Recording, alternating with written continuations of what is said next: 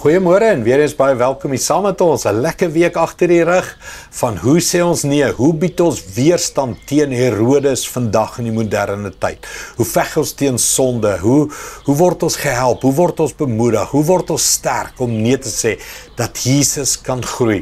Ons laaste is, ons het gister gepraat, ek en jy kan ander mense help nee sê. Sterrekykers het goud weer ook 'n middag gegee. Maar 'n man soos Simeon het geprofeteer en bemoedig. Kom ons lees dit en dan verduidelik ek. Lukas 2:33-34, hy sê, Josef en Maria was verbaas oor wat van Jesus gesê is. Toe het Simeon hulle geseën en van Maria gesê, hierdie kind is bestem tot 'n val en opstanding van baie in Israel en 'n teken wat weerspreek sal word. Hy sal 'n teken wees waaroor mense sal verskil. So, ek wil nie baie praat oor wat hy hier van Jesus sê nie, dit kom nog, maar al wat hy doen is, hy bemoedig Josef en Maria. Die mens hoor mooi, jy hoef nie net altyd geld te gee nie. Partykeer moet jy 'n oor gee, luister, jy moet tyd gee, jy moet bemoedigende, opbouende woorde gee, jy moet profesie gee, jy moet jou gawes deel met mense, jou geestelike gawes. Hoekom?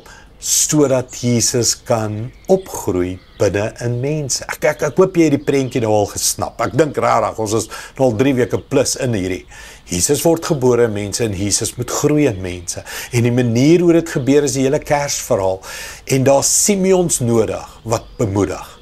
Nou, ek luister hierdie week na 'n ander podcast wat vir my gesê het, jy moet altyd gee wanneer jy mense ontmoet. Hoef nie altyd geld te wees nie. Maar gee gebed, gee bemoediging, gee opbouende woorde, gee altyd, as jy by mense kom, met die reël, ek wil iets agterlaat as ek hier wegloop. Wat van ons begin dit te doen? Ons gee beskerming dat Jesus kan groei. Ons gee opbouende woorde, ons gee van ons tyd, ons luister, ons stuur 'n teks, ons stuur 'n kaartjie, ons bemoedig mense om aan te hou geestelik groei. Ons loop na ou toe in die kerk en sê, hoor jy, is great as ek jou elke weekie sien, is so lekker om jou elke weekie te sien, en ek kan sien jy groei geestelik, hou so aan. Weet jy wat sal dit beteken vir mense? As 'n wildvreemde ou na hom te loop en sê, ek kan sien jy groei geestelik, trots op jou, jy inspireer my, hou so aan.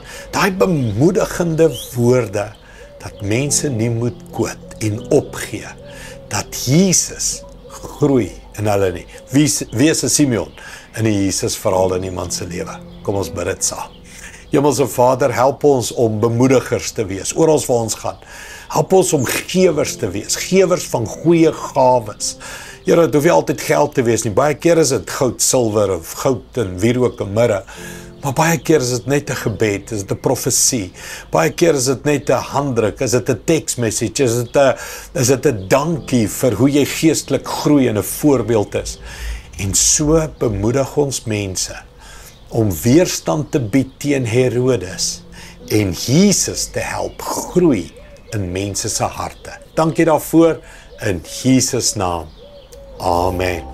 Dankie liewe vriende, ons Kersfeesreeks nog aan die gang. Sien jou Sondag by ons eredienste en die Here seën jou en ons gaan volgende week verder. Goed gaan, sien jou weer. Trots geborg deur Evergreen Turf.